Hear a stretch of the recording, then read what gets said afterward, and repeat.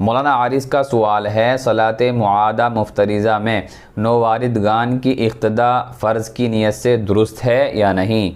جی ہاں، اس سوال کا مطلب یہ ہے کہ اگر کسی رکن یا فرض کے چھوٹ جانے کی وجہ سے نماز کو دہرایا جا رہا ہو تو نیا آنے والا آدمی کیا اس نماز میں شریک ہو سکتا ہے یا نہیں؟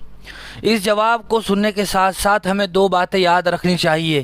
ایک تو کسی رکن یا فرض کے چھوٹنے کی وجہ سے نماز کو دوبارہ پڑھا جا رہا ہو، دوسری شکل یہ ہے کہ کسی سجدے سہو کے چھوٹ جانے کی وجہ سے نماز کا اعادہ کیا جا رہا ہو۔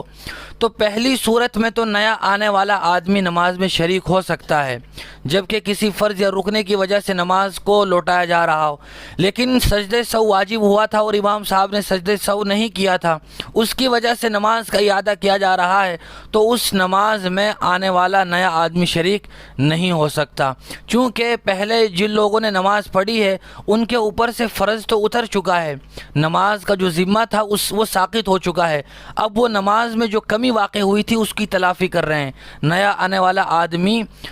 دوسری نماز میں شامل نہیں ہو سکتا، لیکن پہلی نماز میں شامل ہو سکتا ہے۔